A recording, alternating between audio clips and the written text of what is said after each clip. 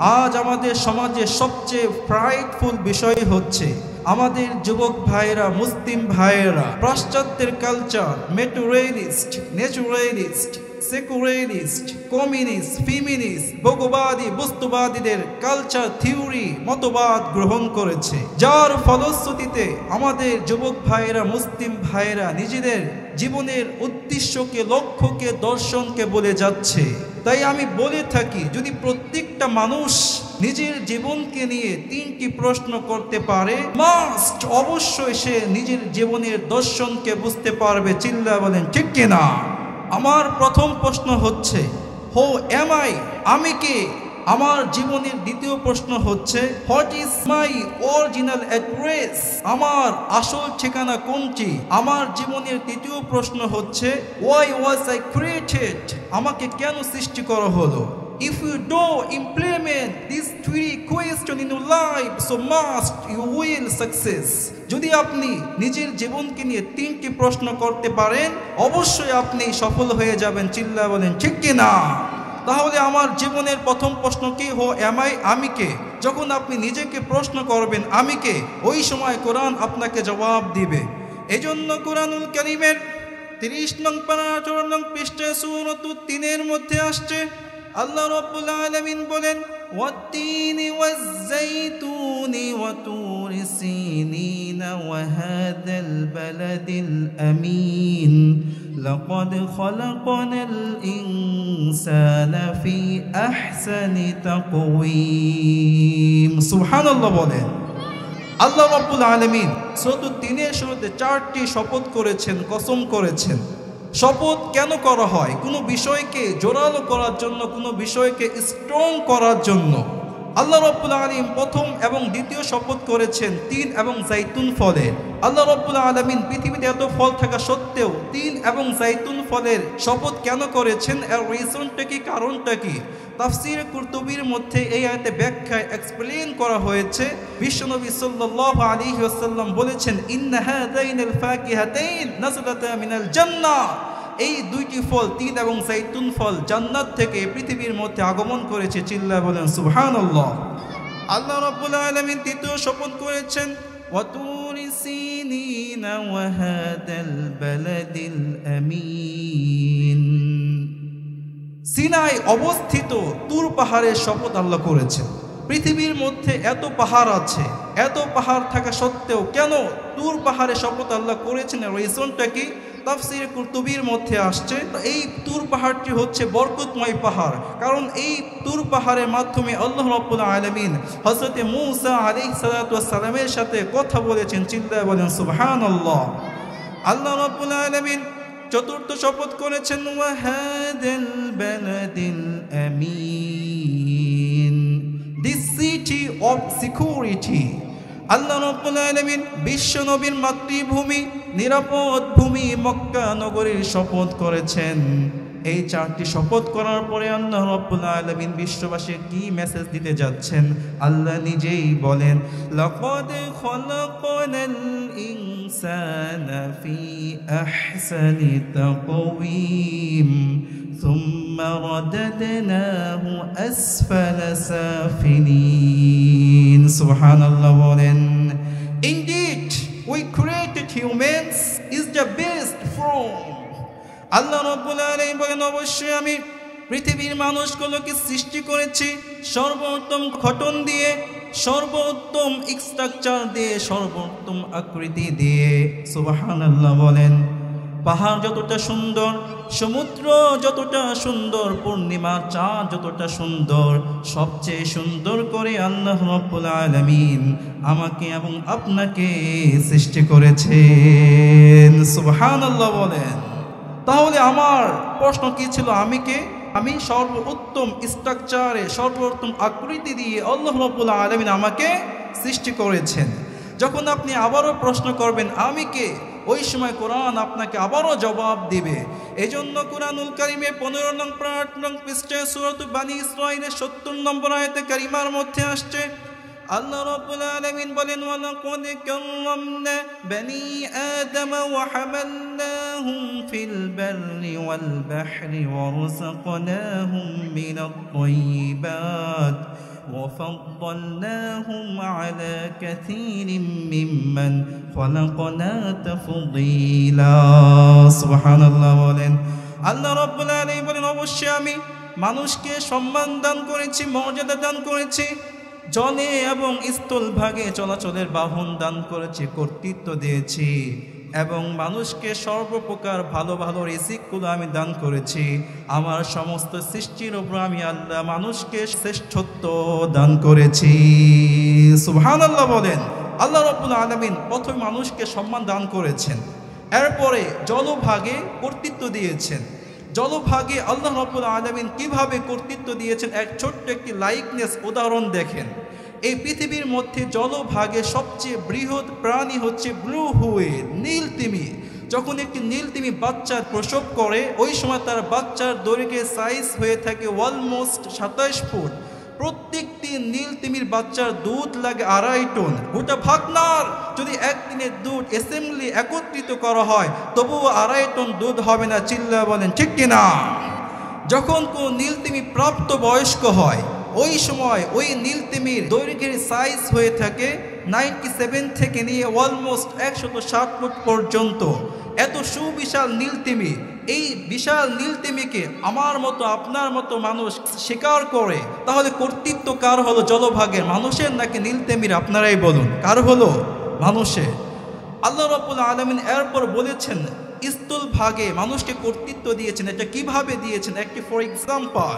এই পৃথিবীর মধ্যে স্থলভাগে সবচেয়ে হৃষ্টপুষ্ট প্রাণী হচ্ছে এলিফ্যান্ট হাতি এত সুবিশাল একটি হাতি আমার মতো আপনার মতো মানুষ এই হাতির পিঠে চড়ে হাতিকে নিয়ন্ত্রণ করে তাহলে কর্তৃত্ব কার হলো স্থলভাগে মানুষের নাকি হাতির আপনারাই বলুন কার হলো মানুষের সুবহানাল্লাহ বলবেন না এরপরে আল্লাহ রাব্বুল আলামিন বলেন ওয়ারাযাকনাহুম মিনাত তাইয়্যিবাত এই মানুষকে সর্বোত্তম খাবারগুলো দান করেছি সুবহানাল্লাহ বলেন জাস্ট ইমেজিন একটু লক্ষ্য করুন মানুষের খাবার কতই না সুনির্দিষ্ট কতই না সুনির্ধারিত সিংহ খায় শুধু জাস্ট গোশত আপনি যদি সিংহকে গোশতের পরিবর্তে ঘাস খাওয়ান তাহলে সিংহ মারা যাবে আর গরু খায় জাস্ট শুধু ঘাস যদি আপনি গরুকে ঘাসের পরিবর্তে গোশত খাওয়ান তাহলে গরু মারা যাবে আর মানুষ ঘাসও খায় গোশতও খায় সুবহানাল্লাহ বলবেন না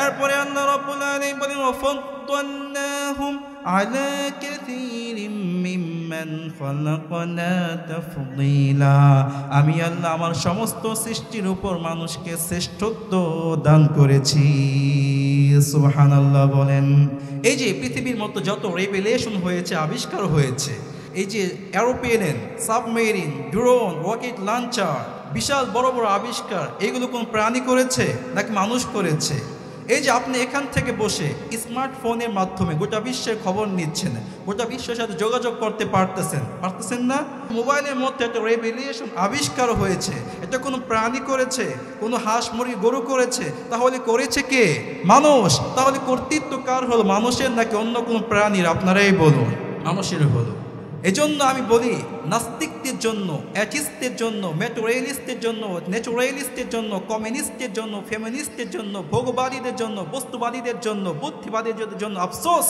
তারা আমার আল্লাহকে চিনতে পারলো না তারা এত গবেষণা করে তবুও তারা আমার আল্লাহকে চিনতে পারলো না এজন্য ইমাম আবু হানিফা রাহিমাহুল্লাহু তাআলা বলেছেন মান আরাফা নাফসাহু ফাকাদ আরাফা রাব্বাহু যে ব্যক্তি নিজেকে চিনল অবশ্যই সে তার প্রতিপালককে চিনল সুবহানাল্লাহ বলে আপনাকে কিভাবে সৃষ্টি করা হয়েছে আপনি জাস্ট একটু গবেষণা করুন থিঙ্ক অ্যাবাউট চিন্তা করুন তাহলে আপনি আপনার নিজের মাধ্যমে আল্লাহকে চিনতে পারবেন একটা জাস্ট ছোট্ট একটা আমি উদাহরণ দিচ্ছি আমাদের যে জিহ্বা আছে মেডিকেল সায়েন্সের তথ্য অনুসারে আমাদের জিহ্বার উপর 7 নালিকা বিছানো আছে এই 7 নালিকাকে 4 ভাগে ভাগ করা হয় সুইট সল সাওয়ার বিটার জিহ্বার গোড়ার অংশের মাধ্যমে মানুষ জাল এবং মিষ্টির স্বাদ বুঝে এবং জিহ্বার পিছনের অংশের মাধ্যমে তেঁতুর স্বাদ বুঝে তিতার স্বাদ বুঝে আর জিহ্বার দুই পাশে 2 অংশের মাধ্যমে মানুষ টক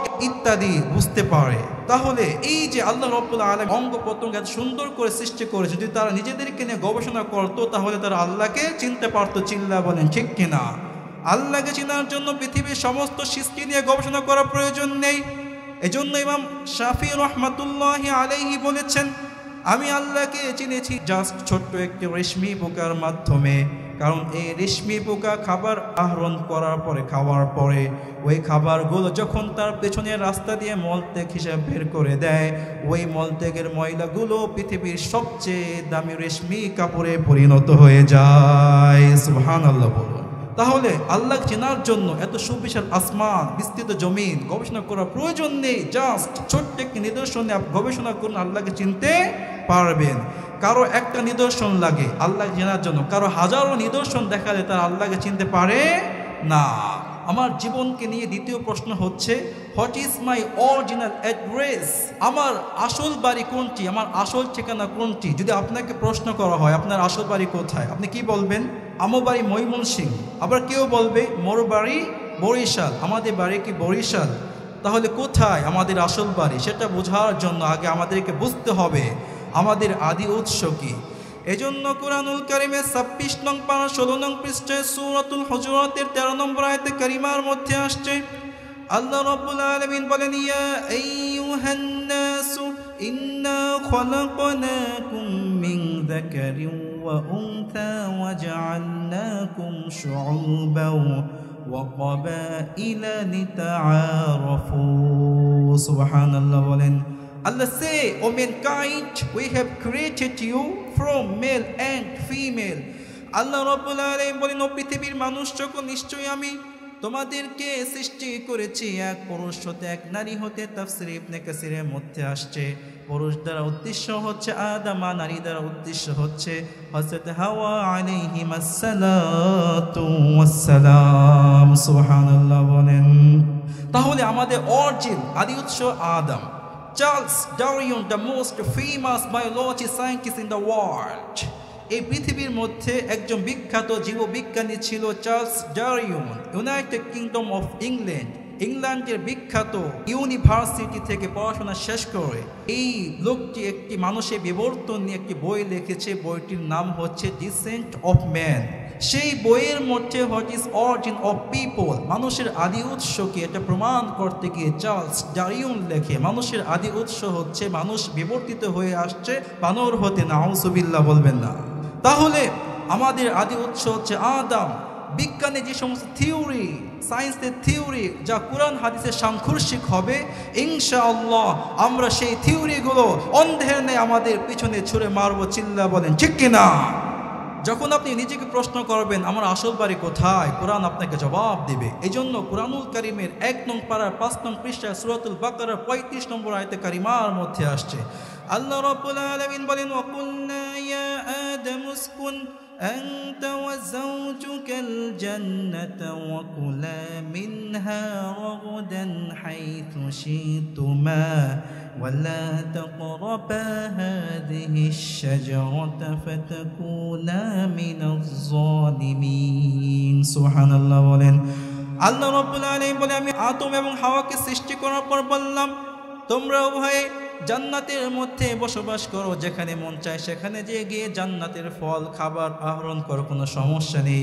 তবে এই গাছের নিকটবর্তী হয়ে না, তবে যদি তোমরা এই গাছের নিকটবর্তী হয়ে ফল খেয়ে ফেলো তাহলে তোমরা অপরাধীদের অন্তর্ভুক্ত হয়ে যাবে।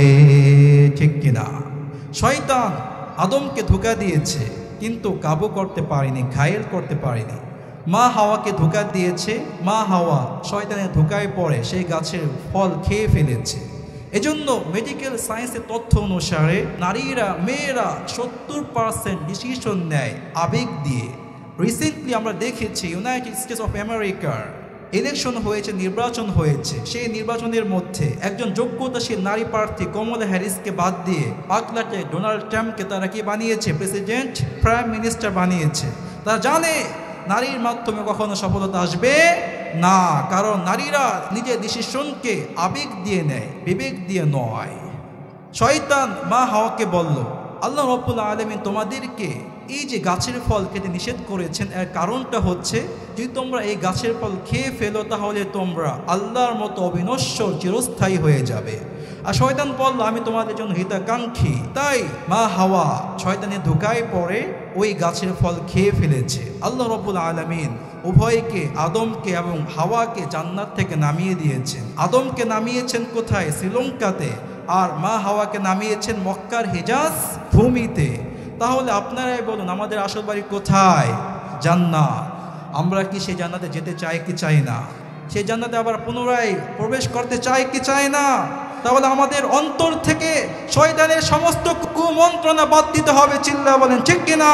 যদি আমাদের দেশের মধ্যে কোরআন হাদিসের শাসন ব্যবস্থা ছাড়া অন্য কোনো শাসন ব্যবস্থা প্রতিষ্ঠিত করা হয়, তাহলে ইনশাআল্লাহ আমরা বাংলার 90% মুসলিম ঐক্যবদ্ধ হয়ে মানব রচিত তন্ত্রমন্ত্র সব কিছু এই দেশ থেকে ধূলিসাৎ করে দিব। চিল্লা বলেন ঠিক কিনা? আগামীর বাংলাদেশ হচ্ছে ইসলামের বাংলাদেশ। তাই এই বাংলাদেশের মধ্যে সেকুলারিজম, ধর্মনিরপেক্ষ মতবাদ, ইসলাম যাকে জাতির পিতা হিসেবে গণ্য করেছে তাকে বাদ দিয়ে অন্য জাতির পিতা হিসেবে মানা এই মতবাদ, এই কুফরি বিশ্বাসকে এই বাংলাদেশের মধ্যে যদি প্রতিষ্ঠিত করা হয়, তাহলে ইনশাআল্লাহ আমরা সেই বিশ্বাসকে, সেই কুফরি বিশ্বাসকে এদেশ থেকে ধূলিসাৎ করে দিব। চিল্লা বলেন ঠিক কিনা? এজন্য আল্লামা কবি ইকবাল কত সুন্দর করে বলেছেন, সফহায়ে দহর সে सफ़हाए दहर से बातिल को मिटाया हमने, नौए इंसा को गुलामी से छुड़ाया हमने। सुबहानाल्लाह बोलें। এই পৃথিবীর কালের পরতে পরতে, এই পৃথিবীর পাতায় পাতায় যত ভ্রান্ত মতবাদ, যত বাতিল আগমন করেছে, আমরা মুসলিমরা সেই ভ্রান্ত মতবাদকে, সেই ভ্রান্ত বিশ্বাসকে এই পৃথিবী থেকে দূর করেছি, এই পৃথিবী থেকে ধূলিসাৎ করেছি এবং মানুষকে মানুষের দাসত্বের থেকে এক আল্লাহ দাসত্বের দিকে বের করে এনেছি। চিল্লা বলেন ঠিক কিনা? আপনি এই পৃথিবীতে আসছেন, আপনার চারদিকে ঝামেলা থাকবে, বেজাল থাকবে, বাধা বিপত্তি থাকবে, আপনাকে সেগুলো অতিক্রম করে চলতে হবে। কারণ এই পৃথিবীটা তুলার সজ্জা নয়। আপনি এই পৃথিবীটা আসছেন, আপনাকে নিজে করে দিতে হবে, কেউ আপনাকে করে দিবে না। আপনি যখন চেষ্টা করবেন, পরিশ্রম করবেন, কষ্ট করে ঘাম জড়াবেন, সেই ঘামের নোনা পানির মাধ্যমে আল্লাহ রাব্বুল আলামিন আপনাকে সফলতা দান করবেন। চিল্লা বলেন ঠিক কিনা? আপনি গরিব হয়ে জন্মিয়েছেন, তাতে কি সমস্যা? It is for you not fault. এটা আপনার জন্য দোষণীয় নয়। আপনি কষ্ট করা ছাড়া, পরিশ্রম করা ছাড়া গরিব হয়ে মৃত্যুবরণ করেছেন, it is must for you fault. এটাই হচ্ছে আপনার জন্য দোষণীয়। চিল্লা বলেন ঠিক কিনা? এজন্য আল্লাহ রাব্বুল আলামিন বলেছেন, লাকাদ খলাকনাল ইনসানা ফি কাবাদ। অবশ্যই মানুষকে কষ্টকাঠিন্যের মধ্য দিয়ে সৃষ্টি করেছি। আপনার সারা জীবন কষ্ট আসবে, ঝামেলা আসবে, বাধা আসবে, বিপত্তি আসবে। আপনি সেই কষ্টের ওপর দিয়ে, বিপদের ওপর দিয়ে আপনাকে ধৈর্য ধারণ করতে হবে, সংযম হতে হবে। আপনাকে হতাশ হওয়া যাবে না, নিরাশ হওয়া যাবে না। আপনি যখন ধৈর্য ধারণ করবেন, ইনশাআল্লাহ আল্লাহ রাব্বুল আলামিন আপনার সমস্ত কষ্ট দূর করে দিবেন। চিল্লা বলেন ঠিক কিনা? প্রশ্ন কি ছিল? Why was I created? আমাকে কেন সৃষ্টি করা হলো? যখন আপনি প্রশ্ন করবেন নিজেকে, আমাকে কেন সৃষ্টি করা হলো, কোরআন আপনাকে জবাব দিচ্ছে। এজন্য কোরআনুল কারীমের 27 নং পারা 2 নং পৃষ্ঠায় সূরাতুজ জারিয়ার মধ্যে আসছে, আল্লাহ রাব্বুল আলামিন বলেছেন, ওয়ামা খলাকুতুল জিন্না ওয়াল ইনসা ইল্লা লিয়াবুদুন। সুবহানাল্লাহ বলেন। I didn't created humans and jinn except to worship me. আল্লাহ রাব্বুল আলামিন বলেন, অবশ্যই আমি জিন এবং মানুষকে সৃষ্টি করিনি, তবে একমাত্র সৃষ্টি করেছি আমার ইবাদত করার জন্য। ঠিক কিনা? তাহলে আমাকে কেন সৃষ্টি করা হলো? আল্লাহর ইবাদত করার জন্য। মা মা'নাল ইবাদত? হোয়াট ইজ ডেফিনিশন অফ ইবাদা? ইবাদত কাকে বলে? ইমতিসালুল আওয়ামির ওয়া ইনতিহাউন নাওয়াহি। ইবাদত বলা হয় আল্লাহ কর্তৃক আদেশগুলোকে মানা, আল্লাহ পক্ষ থেকে নিষেধকৃত কাজগুলোকে বর্জন করা। আমরা অনেকে আছি মনে করি যে নামাজ, রোজা, হজ, যাকাত এইগুলো ইবাদত, এছাড়া আর ইবাদত নেই। এটা জাস্ট নিছক আপনার ভুল ডিসিশন। আপনি রাস্তা দিয়ে হাঁটতেছেন, রাস্তায় কাঁটা পড়ে আছে, আপনি দেখলেন যদি কাঁটা পড়ে থাকে এখানে, তাহলে আপনার কোনো মুসলিম ভাইয়ের পায়ে বিদ্ধ হবে, তাই আপনি কাঁটাটিকে সেখান থেকে সরিয়ে অন্যত্রে ফেলে দিয়েছেন, এটাও আপনার জন্য ইবাদত। আপনি কাউকে পানি পান করিয়েছেন, এটাও ইবাদত। আপনি আপনার ভাইয়ের বোতলে পানি ভরে দিয়েছেন, এটাও ইবাদত। সুবহানাল্লাহ বলবেন না? আর ইবাদত করার পূর্বে আমাদেরকে ইবাদত সংক্রান্ত জ্ঞান অর্জন করতে হবে। তাই ছোট্ট একটি উদাহরণ দিয়ে আমি আপনাকে বোঝাচ্ছি। এই পৃথিবীর মধ্যে একটা কিতাব আছে, কিতাবটির নাম হচ্ছে সুনানে ফিরদাউসে বাইলামি। সেই কিতাবের মধ্যে একটি হাদিস আছে যঈফ সনদে। আমি জাস্ট এটা পেশ করতেছি, জাস্ট শুধু উদাহরণ দেওয়ার জন্য। আন ওমর ইবনুল খাত্তাব রাদিয়াল্লাহু তাআলা আন্নাহু قال ফিকহু মাজলিসিন খায়রুন মিন ইবাদাতি সিনিন আলফা সানাতিন। ওমর ইবনুল খাত্তাব রাদিয়াল্লাহু তাআলা আনহু বলেছেন, ইলমের একটি ক্লাসে অংশগ্রহণ করা হচ্ছে ৬০,০০০ নফল ইবাদতের চেয়ে শ্রেষ্ঠ। সুবহানাল্লাহ বলেন। একটি ছোট্ট লাইক লিস্টে বিষয়টি ওপেন সিক্রেট ক্লিয়ার করছি। আপনি জোহরে নামাজ পড়বেন, জোহরে নামাজের ফরজ কয় রাকাত? ৪ রাকাত, আর সুন্নত হচ্ছে ৪ রাকাত। আপনার নামাজ সম্পর্কে কোনো জ্ঞান নেই, আপনি লজিকলি যৌক্তিক প্রমাণে বললেন যেহেতু সুন্নতের চেয়ে বেশি গুরুত্বপূর্ণ হচ্ছে ফরজ, তাই ফরজে ৪ রাকাত আপনি কেরাত মিলিয়ে নামাজ পড়লেন। আর ফরজের চেয়ে যেহেতু কম গুরুত্বপূর্ণ হচ্ছে সুন্নত, আপনি সুন্নতের প্রথম ২ রাকাতে কেরাত মিলিয়ে নামাজ পড়লেন। আপনি যদি এভাবে নামাজ পড়েন ৬০,০০০ বছর, তাহলে আপনার ইবাদত আল্লাহর কাছে গ্রহণযোগ্য হবে? হবে না কখনোই। কারণ ইবাদত সংক্রান্ত জ্ঞান আপনি এখনো অর্জন করতে পারেননি। তাই ইবাদত করার পূর্বে অবশ্যই আমাদেরকে ইবাদত সংক্রান্ত জ্ঞান অর্জন করতে হবে। চিল্লায় বলেন ঠিক কিনা? আল্লাহ রাব্বুল আলামিন আমাদের সকলকে মৃত্যু পর্যন্ত ইলম অর্জন করার তৌফিক দান করেন।